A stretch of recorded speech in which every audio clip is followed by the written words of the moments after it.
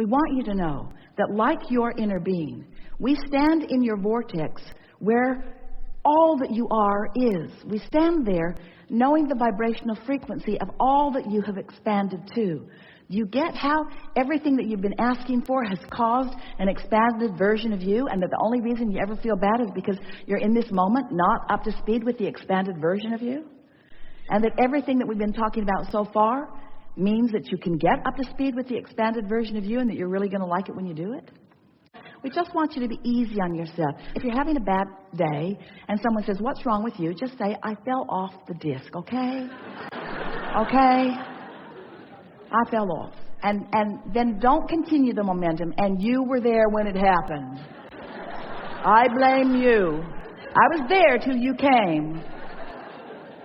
Because that's not how it ever works, is it? We know that sometimes it's not so easy because of past momentum. You got some things you've been thinking about, and some of the things that you really believe put you on a lower flying disc.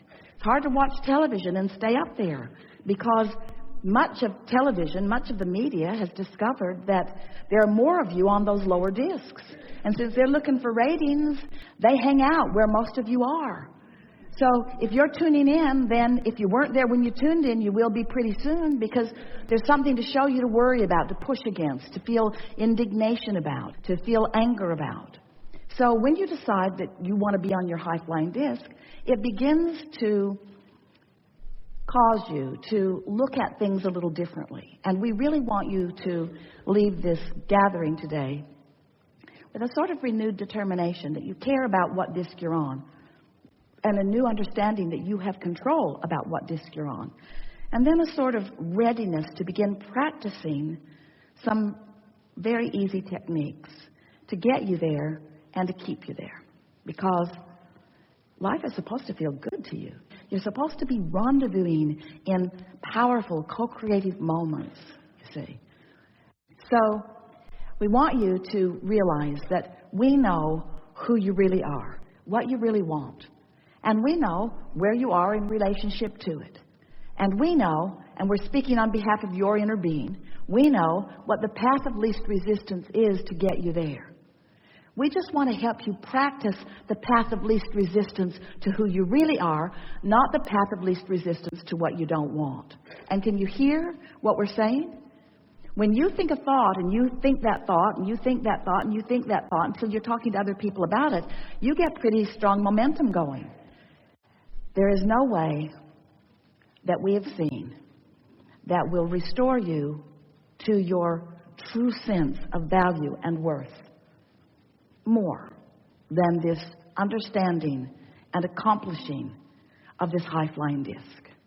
Because when you stand in that vibrational frequency with source energy at your back, assisting you every step along the way, again and again all day long, you'll stand with a smile on your face, knowing the perfection of where you stand.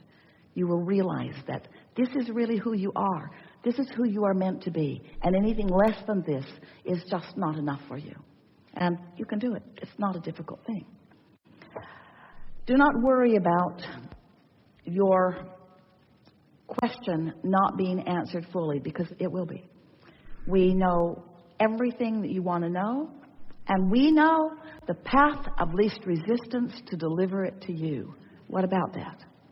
So we'll have a sequential unfolding here, where sometimes someone will present something that will make it easy for us to explain to you the very thing that you're looking for. So whether you get in the hot seat or not is not important. The important thing is that you're focused, and that you are softly listening, not feeling anxious. So if you're standing up, if you're standing on your chair, if you're waving your hand, you're trying too hard. So here's the process. When you wake up in the morning, that's your best opportunity to stay on the high-flying disc, because you were on it when you woke up. Just like you were on the high-flying disc when you were born, before you were oriented toward trouble. You're on that high-flying disc when you wake up. And here's the reason. We're just going to give it to you in a very bold statement. While you slumber, your momentum of thought ceases.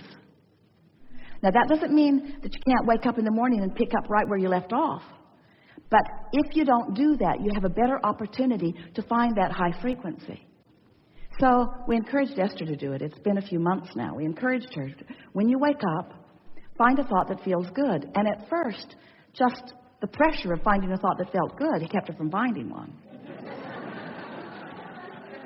The first day, she didn't even make it until breakfast before she was soaring down some trajectory that she didn't mean to soar down. But we convinced her, and she was committed, that every day she would wake up and reach for the best feeling thought that she could. And she discovered that the more general the thoughts were, the easier they were to feel good. In other words, if you wake up and start pondering a problem, you're off your high-flying disc before you even realize that you're on it. But if you wake up and stay as general as you can, finding something that's very easy to appreciate, you sort of kind of have to ask your family or set your alarm a little early so that you have a little bit of private time before the world descends on you. Because the world is going to descend on you pretty much like it has been descending on you, and there is a momentum or a trajectory that's already been going. So we understand why it's a little difficult to begin changing your vibration in the middle of a stream, because there's a current already going. We really understand that. But we want you to know that first thing in the morning is your best opportunity to do it. Or after a nap, or after meditation. When you meditate, you stop your mind, you stop your thoughts, and when thoughts are stopped, then there is no resistance. And in that absence of resistance, we've been telling you for a while, it's like the cork bobbing on the surface of the water. You can hold it under the water. That's what negative emotion is. But when you let go of it, it's going to bob right back up there. And you are too. When you wake up, you're bobbing for a minute. You are. So if you can just wake up and hold that frequency by finding things as general as you can, it is our promise to you that momentum will begin to help you. You'll begin to feel the momentum until one thought will lead to another and another and another. Now, when you first begin this conversation is not all that satisfying, because we're encouraging you to a concept, to a time of day, to a deliberate focus, and to a result that we promise you you will get. But the result will not be manifestational evidence for you for a while. So you're going to be applying this for the singular manifestational evidence of some good feeling emotion. In other words, you're going to be looking for the manifestation of relief. You're going to be looking for the manifestation of joy. So what we want you to understand is that at first you won't know for sure, but if you will continue and continue and continue, eventually, we're talking about a few days, there will be enough momentum that there will be changes in the way the world is treating you. People who have been one personality will be different when they're with you, or they won't be with you at all. People that you're not used to rendezvousing with will begin rendezvousing with you. Everything in your life experience will change when your point of attraction changes. So that once you get 30 days of this under your belt, you will know for sure that's when we would love to have a conversation with you.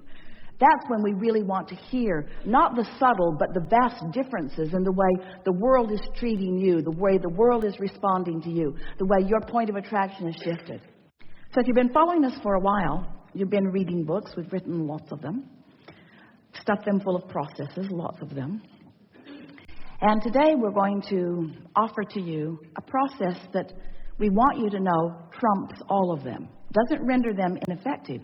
It's just the process of all processes, because it's the process that will accomplish the most for you. It will get the most done for you. It will put you in the strongest place of positive attraction, and it's the easiest thing to do. Sort of like a magic pill, it seems. But it will take your deliberate attention and your readiness to find resonance with who you are. Have we convinced you so far that you create your own reality? Have we convinced you so far that you live in a vibrational universe? Have we convinced you so far that your vibration matters? And have we convinced you that the better you feel, the higher flying you are, that the better your point of attraction is in terms of the more you will like what begins to manifest? So we're going to give you a little precursor here, and then we're going to open to any conversation that you want. The first thing that happens once you begin to sustain this alignment on this high-flying disc, the first thing that happens is emotions manifest that feel good. That's really the first thing that you're going to be aware of. And we so like calling those emotions manifestations because they so are. The next thing that you're going to notice is thoughts will begin occurring to you. Ideas will begin flowing into your mind. You'll feel clarity instead of confusion. You'll feel sureness instead of sort of awkwardness. You'll begin to notice that you just feel better in the moment. The world will look better to you. And the reason for that, we're just going to tell you. You're going to have to practice it to know it, to feel it, to really know it. But we'll give you the words about it. The reason that you feel clear, the reason things look better, is because you've achieved vibrational alignment with the source within you, and you're seeing the world through the eyes of source. You are now a blended being having this experience. You see what we're getting at? So people who are usually complaining won't show up so much in your life experience. And when they do, you won't feel inclined to help them beat the drum of what's going wrong. You're going to find and like your alignment. We like the analogy of you're at the top of a hill in San Francisco and you've got your car perched right there on the hill, and the parking brake is off and it's out of gear, and you decide just for fun you'll see what happens if you just push the car a little. How strong am I actually? So you push the car a little bit and you begin to see it moving, and then you come to your senses because you can see that momentum is going to take it right down into the bay, and you don't really want that. And so before it gets started, you stand right out in front of it, you let it bump up against you, and all is well. But you wouldn't want to be standing at the bottom of that hill waiting for that momentum to meet you, would you? And so we've been watching Esther. She'll be doing a focus wheel or just writing statements of intent. And again, she will say, I can say that better. I can say that better. Even when someone else would read it, it would look pretty good. But Esther can feel that there's a little hidden agenda in it, or there's a little trying to overcompensate for something, a little too much efforting in it. And that's a true way for you to realize that there's a little discord in your vibration. When you're trying too hard with your action, even if you're trying with action to think, does that sort of make sense? If you're struggling, there's resistance. So it's about ease and flow. You'll see as we play along today. Esther said, I'm becoming a sort of vibrational snob. And she doesn't mean that she doesn't adore everyone. She just means that she likes so much feeling good that she really prefers to hold herself in a place that feels good. Now, at first, when she slipped off this high-flying disc, the next thing she was angry at herself because she felt like she had jeopardized her alignment. And she said to us one day, Abraham, I refuse to accept that I have to wait all the way until tomorrow morning to get on my high-flying disc. You've given us enough processes that surely there's something that I can do. But she also discovered that it's really easier to wake up there and stay there than it is to climb back up there after you've fallen off.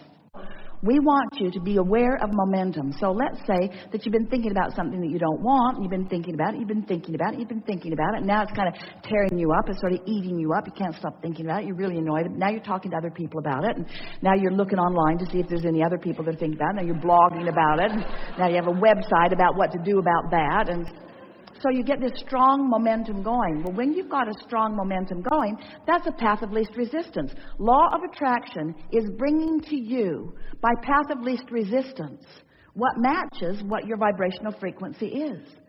Now, we want you to know that the true path of least resistance is this trajectory of well-being. It is overriding and underpinning everything you see. But if you've practiced yourself into a focus moment where you're having this sort of vibrational fit, where you're disallowing your awareness and your resonance with that trajectory, life can feel pretty hard to you. And so that's really what we want to help you to overcome in these hours that we're together. I want to show you how to mold your thoughts into vibrational alignment and resonance with who you really are. We have enjoyed this interaction more than words can convey.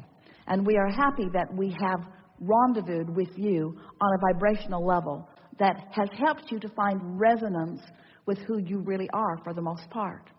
You are, and we're not kidding you even a little bit, forever changed as a result of this vibrational excursion that we've all been on today. You will never have an encounter with anyone, whether it's those that you've been encountering a lot or whether it's someone new coming into your experience. You will never have those experiences in the same way as you've had them before because your vibration has shifted.